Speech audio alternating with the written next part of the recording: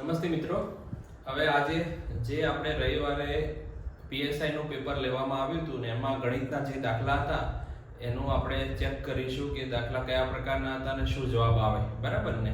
એટલે તમને અંદાજો આવે કે દાખલા કયા પ્રકારના હતા અને આવા જ પ્રકારના દાખલા કોન્સ્ટેબલની પરીક્ષામાં પણ આવશે. એટલે જે લોકોને એવું લાગે છે કે દાખલા થોડા જીપીએસસી લેવલના આવશે કોન્સ્ટેબલની પરીક્ષામાં, તો એવું મનમાંથી ખ્યાલ કાઢી મૂકવો જોઈએ. બીજી વસ્તુ એ છે કે તમે જ્યારે પણ પ્રિપેરેશન કરો ત્યારે એ વસ્તુ ઉપર ખાસ ધ્યાન રાખો કે આપણને કોન્સેપ્ટ ક્લિયર હોય, શોર્ટ ટ્રીકોના પાછળ ના ભાગો. જ્યારે પણ શોર્ટ ટ્રીકોના પાછળ ભાગશો ને તો તમને તકલીફ પડશે. એટલે બને એટલું થિયરી બેઝ શીખવાનો પ્રયત્ન કરો જેથી આપણને જલ્દી આવડી જાય. હવે જોઈ લઈએ, આપણે દાખલા સ્ટાર્ટ કરીએ. આજે જેટલા થાય એટલા કરીએ આપણે, બરાબર છે ને? પછી બીજા ભાગમાં અને ત્રીજા ભાગમાં લઈ લઈશું, આખા પેપરને કવર કરી લઈશું. એટલે જોઈ લઈએ, સ્ટાર્ટ કરીએ. દાખલામાં 3, 6, 11, 18 ને 27 આ શ્રેણીનો દાખલો આપેલો છે, બરાબર છે? તો આપણને ખબર છે કે પહેલા આપણે શું કરવાનું છે. 3 થી 6 જતા 3 વધે, 6 થી 11 જતા 5 વધે, આ જતા 7 વધે, 18 થી 27 જતા 9 વધે. તો ખબર છે કે હવે +2 પ્લસ ઉમેરા 11 આવશે, તો 27 માં 11 ઉમેરો એટલે કેટલા આવશે? 38 જવાબ આવે, બરાબર છે? 30 મહિલાઓ એક કાર્ય 40 દિવસમાં પૂરું કરે છે, તો 50 મહિલાઓ કેટલા દિવસમાં કાર્ય પૂરું કરશે? તો આના માટે તમને ખબર છે સીધો ગુણાકાર હોય છે 50 ગુણ્યા d એટલે દિવસો બરાબર 40 ગુણ્યા 30, બરાબર ને? હવે આ પ્રમાણે તમને ખબર છે કે d શોધવાનો છે, એટલે 40 ગુણ્યા 30 ભાગ્યા 50. મીંડું ઉડી ગયું. 8 × 50 40 એટલે 24 દિવસ લાગે. 53 બરાબર 20 હોય, 64 બરાબર 32 હોય, 75 બરાબર 44 હોય, તો 86 પ્રમાણે શોધવાનું છે. તો તમને ખબર છે કે આમાં આપણને કરવાનું છે કે પહેલા સરવાળો જોઈ લઈએ, બરાબર ને? તો આમાં કેટલા 33 છે, બરાબર? 33 વધે ત્યારે 53 થાય. આમાંથી કેટલા થાય છે? 32 વધે ત્યારે 64 થાય. આમાંથી કેટલા છે કે 75 માંથી 44 કાઢો એટલે કેટલા વધે? 1 અને 3 1. તો તમને ખબર પડી કે આમાં નેક્સ્ટ 30 આમાંથી ઘટાડી દેવાના છે. તો 30 ઘટાડશો એટલે કેટલા આવશે?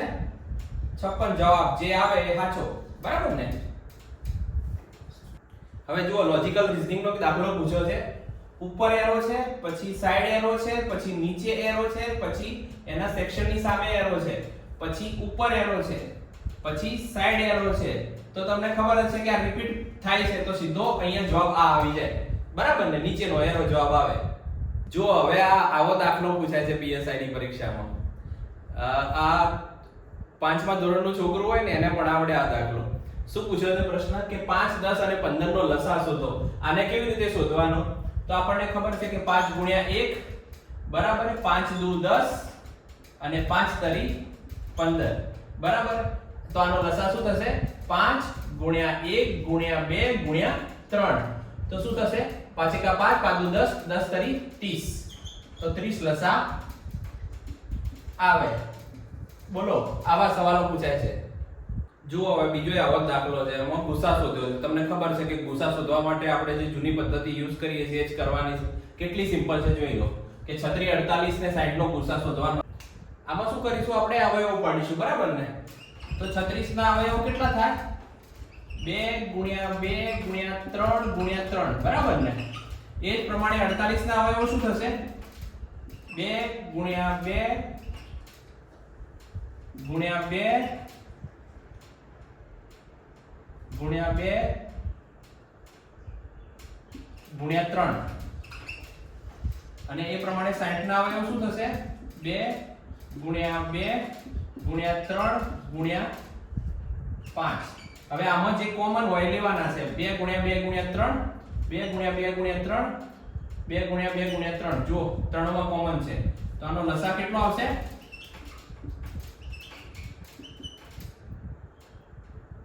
2 ગુણ્યા 2 ગુણ્યા 3. તો કેટલો આવશે? ગુસા 12. કેટલો સરળ છે જુઓ. આવો એક ફરીથી દાખલો આવ્યો છે. બીજા ધોરણનો કે ત્રીજા ધોરણનો કે ચોથા ધોરણનો. કેટલી જલ્દી ગણાય છે જુઓ. 3 ભાગ્યા 5 ગુણ્યા 10 ભાગ્યા 9. 3 3 ઉડી ગયા 3, 5 દુ 10, બરાબર ને? તો જવાબ શું આવ્યો? 2/3. કેટલો સરળ છે જુઓ. જુઓ દાખલો છે 2/3 અને 4/9 માં કોનું મૂલ્ય વધારે છે? અપૂર્ણાંક સંખ્યા છે, તમને ખબર છે. તો આમાં બે રીતે દાખલા ગણાય. એક આપણો લસા લઈને ગણી શકીએ અને એક એનાથી સરળ રીત જે આપણે આપણું પોતાનું ઇન્સ્ટિંક્ટ વાપરીને ગણી શકીએ. આ 3 ના 2 ભાગ છે એટલે એનો મતલબ શું થયો કે 60% થી ઉપર છે, બરાબર છે. અને આ 4 ના 9 ભાગ છે, બરાબર ને. તો આ 40% થી ઉપર થયા. કયો મોટો કહેવાય?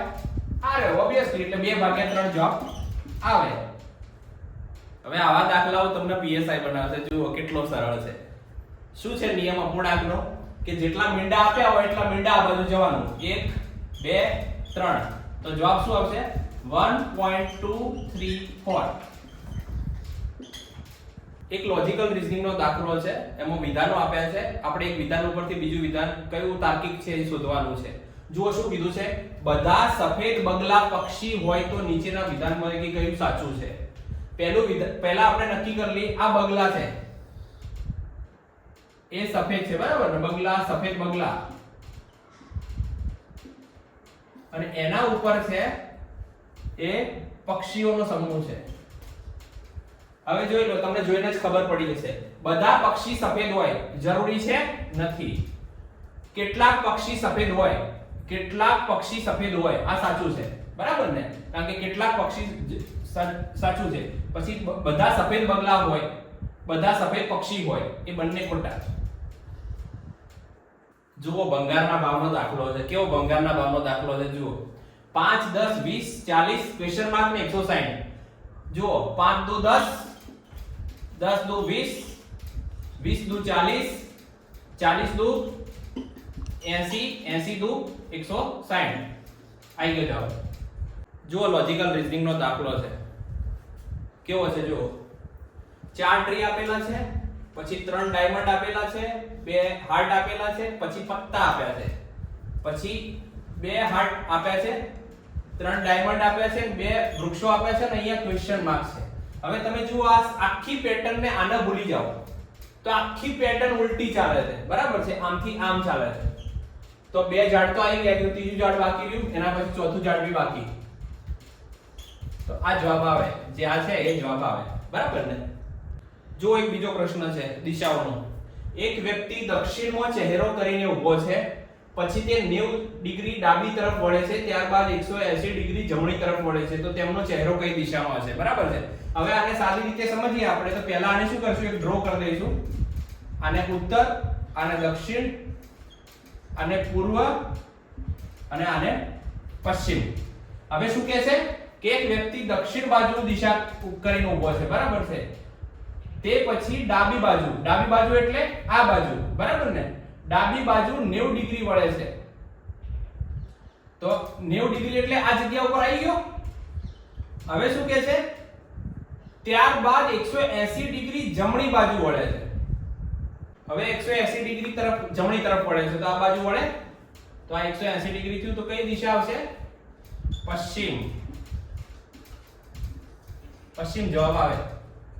જુઓ લોજિકલ રીઝનિંગ નો અને એરેન્જમેન્ટ નો દાખલો છે, નંબરિંગ ઓફ આલ્ફાબેટ્સ નો. એમાં શું કીધું છે કે વોટર બરાબર XBUFS હોય તો પ્લાન્ટ બરાબર શું થાય? બરાબર છે. તો આના માટે તમને ખબર જ હશે કે આપણે શું કરે છે? ABCD ને નંબરિંગ માર્ક કરી દઈએ છીએ. તો પહેલા ABCD લખી દેવાની. A B C D E F G H I J K L M N O P Q R S T U V W X Y Z. બરાબર છે. હવે આને નંબરિંગ કરી દેવાનું. 1 2 3 4 5 6 7 8 9 10 11 12 13 14 15 16 17 18 19 20 21 22 23 24 25 26. આ એટલા માટે કરાયું છે, આની જરૂર નથી પણ એટલા માટે કરાયું છે કે બીજા દાખલામાં તમને જરૂર પડશે. હવે જુઓ, તમે ધ્યાનથી જોજો. આ W થી X +1 છે, A થી B +1 છે, T થી U +1 છે, E થી F +1 છે અને R થી S +1 છે તો +1 જ કરવાનું છે આમાં. તો P થી શું થશે? P પછી Q, L પછી M, N પછી A પછી B, N પછી O અને T પછી U. QMBO જવાબ આવે. જો આ દાખલો આપ્યો છે એટલા માટે મેં ABCD રાખી હતી કે આ બીજો દાખલો છે કે રોઝ બરાબર 57 હોય, લીલી બરાબર 58, જાસ્મીન બરાબર 71 અને તુલિપ બરાબર શું થાય. તો આવા દાખલામાં કશું કરવાનું નથી. જે આલ્ફાબેટ હોય એના નંબરિંગ પહેલા ચેક કરી લેવાના. જુઓ R બરાબર કેટલા છે? 18, O બરાબર 15 વત્તા S બરાબર 19 અને E બરાબર 5.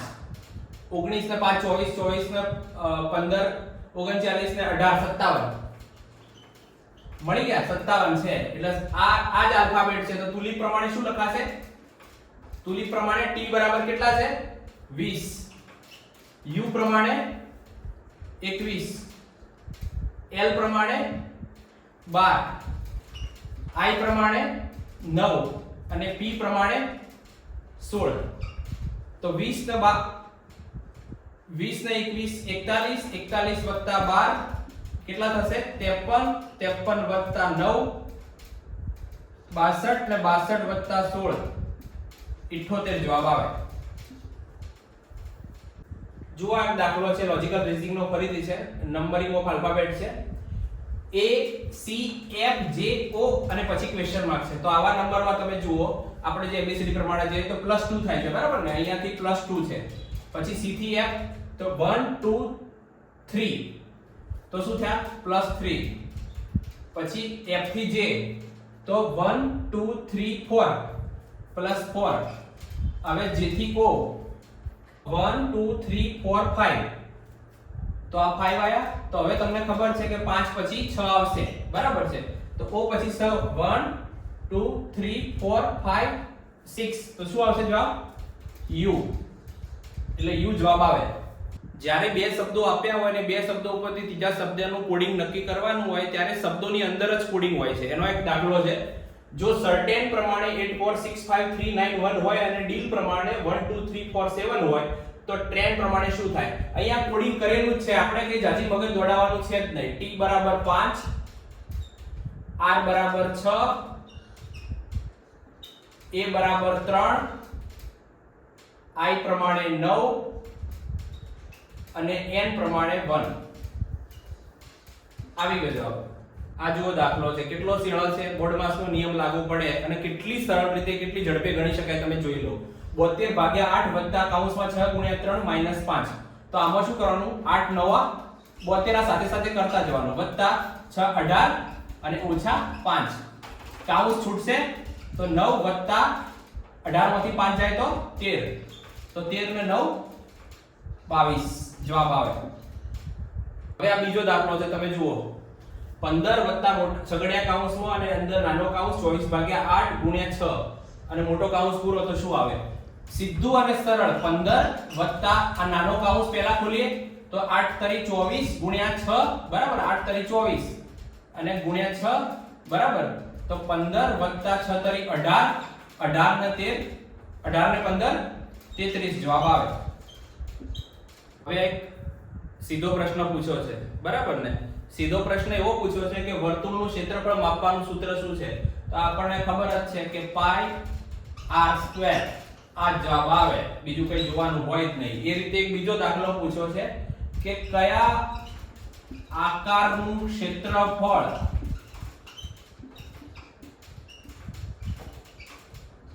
a ગુણ્યા b અને h થાય? તમને ખબર છે આપણે આવું કંઈક શીખ્યા હતા બરાબર ને? આ શેનું છે? ત્રિકોણ. તો શેનું આવે? ત્રિકોણનું ક્ષેત્રફળ.